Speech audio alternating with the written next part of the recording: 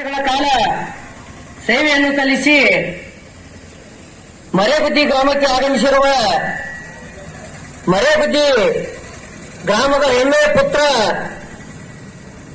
ಉಮೇಶ್ ಕೋರಿ ಅವರಿಗೆ ಅಭಿನಂದನಾ ಸಮಾರಂಭದ ಕಾರ್ಯಕ್ರಮಕ್ಕೆ ಆಗಮಿಸಿರ್ತಕ್ಕಂಥ ಶ್ರೀ ಮಂಡ್ಯರಂಜನ ಪರಮಸ್ವರೂಪರಾದ ಶ್ರೀ ಗುರುಪಾದೇಶ್ವರ ಮಹಾಸ್ವಾಮೀಜಿಗಳ ಪವಿತ್ರ ಪಾದಗಳಿಗೆ ನಾನು ಅಧ್ಯಕ್ಷ ನಮಸ್ಕಾರಗಳನ್ನು ಸಲ್ಲಿಸುತ್ತಾ ಹಾಗೂ ಈ ಒಂದು ವೇದಿಕೆಯ ಮೇಲೆ ಆಸೀನರಾಗಿರ್ತಕ್ಕಂಥ ಗ್ರಾಮ ಪಂಚಾಯತ್ ಅಧ್ಯಕ್ಷರಾದ ಹನುಮಂತ ಗುಡಿ ಅವರನ್ನು ಒಳಗೊಂಡು ಹಾಗೂ ಈ ಒಂದು ಕಾರ್ಯಕ್ರಮದ ಮುಖ್ಯ ಕಾರ್ಯಕರ್ತರಾಗಿರ್ತಕ್ಕಂಥ ಉಮೇಶ್ ಕೋರಿ ಅವರಲ್ಲಿಯೂ ವೇದಿಕೆ ಮೇಲೆ ಆಸೀನರಾಗಿರ್ತಕ್ಕಂಥ ಎಲ್ಲ ಗಣ್ಯಮಾನ್ಯರಲ್ಲಿಯೂ ಹಾಗೂ ಸರ್ವ ಮರೇಗುದ್ದಿ ಗ್ರಾಮದ ಸರ್ವ ಗಣ್ಯಮಾನ್ಯರಿಗೂ ಕೂಡ ನಾನು ಅನಂತ ಕೋಟಿ ನಮಸ್ಕಾರಗಳನ್ನು ಸಲ್ಲಿಸುತ್ತಾ ಇವತ್ತು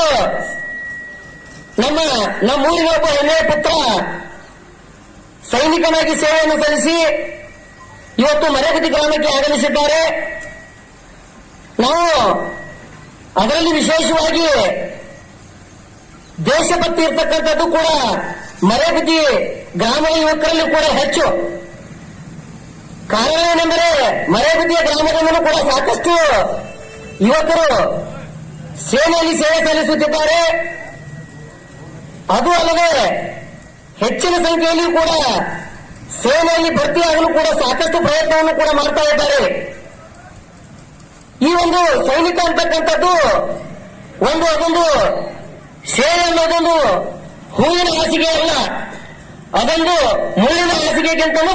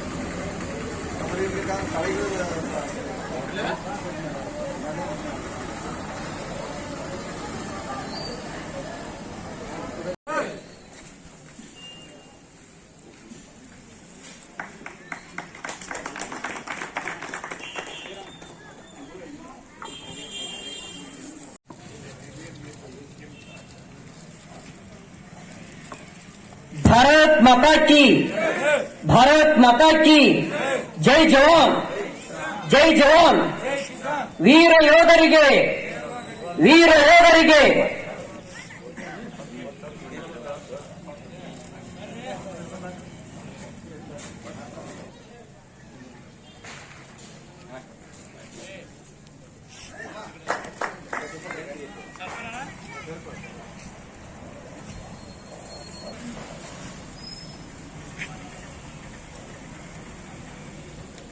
ಬಿಟ್ಟುಕೊಡ್ರಿ ನೀವು. ಐಸಿನ ಒಳಗ ಮೇಲೆಲ್ಲ ಬರ್ಪಿತ್ತು.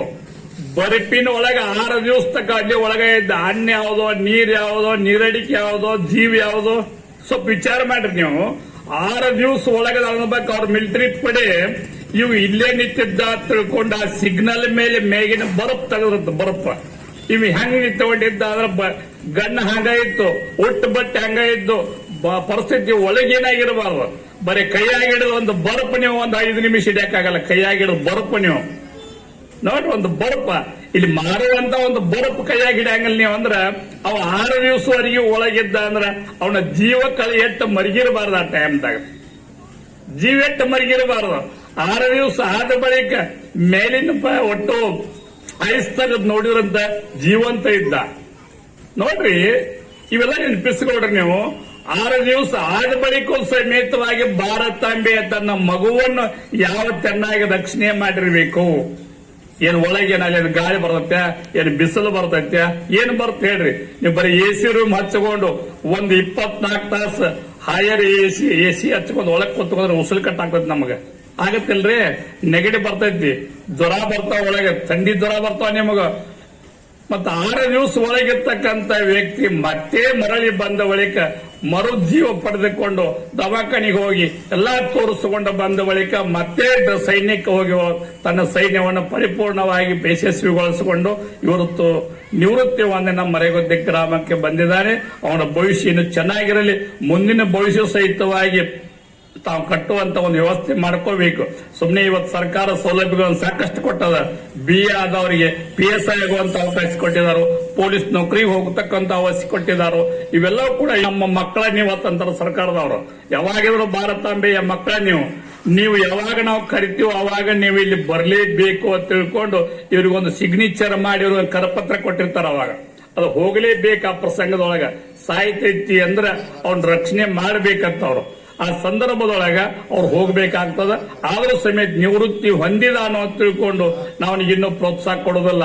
ಅವು ಇರುವವರೆಗೂ ಸಮೇತವಾಗಿ ಭಾರತಾಂಬೆ ಪುತ್ರನಾಗಿರಬೇಕು ಹೊರತು ನಮ್ಮ ಮನೆ ಮಗ ಅಂತ ನಾವು ಭಾವಿಸ್ಕೋಬಾರ್ದು. ಇವತ್ತು ಸರ್ಕಾರ ಯಾವಾಗ ಆದೇಶ ಮಾಡುತ್ತಾ ಅವಾಗ ಅದೇ ಡ್ರೆಸ್ಸಿನ ಮೇಲೆ ಮತ್ತೆ ಹೋಗ್ಬೇಕಾಗ್ತದೆ. ಯಾವುದೇ ನೌಕರಿ ಮಾಡಿದ್ರು ಸಹಿತವಾಗಿ ಕೇಂದ್ರ ಸರ್ಕಾರ ಆಧೀನದಲ್ಲಿ ಅವರು ಇರ್ತಾರೆ ಹೊರತು ನಮ್ಮ ಆಧೀನದಲ್ಲಿ ಅವರು ಇರುವುದಿಲ್ಲ. ಆ ಮಣಿತನ ಇನ್ನೂ ಉಜ್ವಲವಾಗಿ ಬೆಳೀಲಿ, ಅಜರಾಮರವಾಗಿ 4 ಮಂದಿ ಒಳಗ ಹೆಸರುವಾಸಿ ಆಗಲಿ. ಇವರು ತಮ್ಮ ಸಹಿತವಾಗಿ ನೇಣೋದಾಗದಾನ ನೋಡ್ರಿ. ಅವನು ಪ್ರಯತ್ನ ಮಾಡಿ ಇವತ್ತು ನೇಣಕ್ಕೆ ಹೋಗ್ಯದ ಅನ್ಬೇಕು. ಆ ವ್ಯಕ್ತಿಯು ಸಹಿತವಾಗಿ ಪ್ರಯತ್ನ ಎಷ್ಟು ಚಲೋ ಆಯಿತು ಅಂದ್ರು ಅವನ ಪರಿಸ್ಥಿತಿಗೆ ಅನುಸಾರವಾಗಿ ಅವರೆಲ್ಲ ಮುಂದೆ ಹೋಗ್ತಾರೋ ಅಂದ್ರೆ ನಮ್ಮ ಯುವಕರು ಸಹಿತವಾಗಿ ಸುಮ್ಮನೆ ಮನೆಯೊಳಗೆ ಕುಳಿತುಕೊಳ್ಬೇಡ್ರಿ. ಸಣ್ಣ ವಯಸ್ಸಿನಾಗ ಇವತ್ತು ಅಗ್ನಿಯ ತಿಳ್ಕೊಂಡು ಒಂದು ಮಾಡಿದಾರೋ ಆದ್ರೆ ಮಿಲಿಟರಿಯಾಗಿ ಹೋಗ್ರಿ. ನಮ್ಮ ಪ್ರಾಣ ಹೋಗುತ್ತ ತಿಳ್ಕೊಂಡು ನೋಡ್ಬೇಡ್ರಿ. ನಮ್ಮ ದೇಶಕ್ಕಾಗಿ ನಮ್ಮ ಪ್ರಾಣ ಇರಲಿ, ದೇಶಕ್ಕಾಗಿ ಪ್ರಾಣ ಇರಲಿ. ದೇಶದ ಸೇವೆ ಮಾಡೋದು ಬಹಳ ಮುಖ್ಯ ಅದ.